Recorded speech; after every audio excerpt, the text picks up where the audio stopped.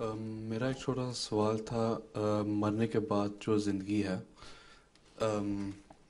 مجھے اتنی سمجھ آ جاتی ہے کہ جو دوزخ ہے ایک دن ختم ہو جائے گی، کہ اگر ہر بندے نے اپنی سزا کاٹ لی ہوگی، لیکن جو جنت ہے وہ کتنی دیر رہے گی؟ یہ پھر سوال تمہارا اٹھے گا کہ اگر جنت ہمیشہ رہے گی تو پھر اللہ تعالیٰ بھی باقی رہنے والا اور جنت بھی باقی رہنے والی ہے. جی یہ سوال کرنا نا ہاں اگلا. جی بالکل. جنت بھی میں جو جا کے بھی مختلف درجے ہیں، ٹھیک ہے نا. ہاں جی. ان درجوں میں سے جب انسان ایک سے دوسرے اور دوسرے تیسرے میں جاتا ہے تو وہ بھی ایک موت اس کی صورت ہی ہے.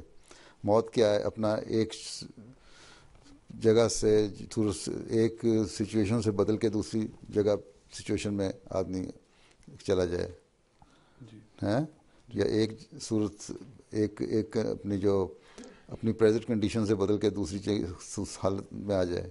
جی. یہ بھی موت ہے. تو جنت میں اس طرح کی موتیں ہوتی رہیں گی کہ آدمی کی جگہیں بدلتی جائیں گی. لیکن کب تک؟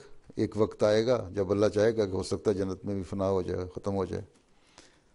یہ اللہ بہتر جانتا ہے. لیکن حقیقت یہی ہے کہ خدا تعالیٰ کی ذات ہی ہمیشہ رہنے والی اور ہمیشہ رہے گی، اور باقی جس چیز کو وہ جتنا عرصہ رکھنا چاہے گا وہ رکھے گا.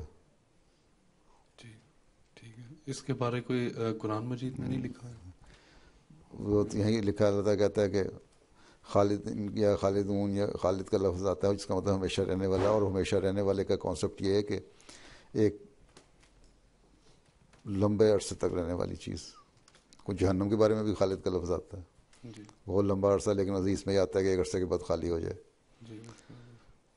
تو اس لیے ہمیشہ رہنے والی چیز جو ہے اس کے لیے بھی ایک اینڈ ہے.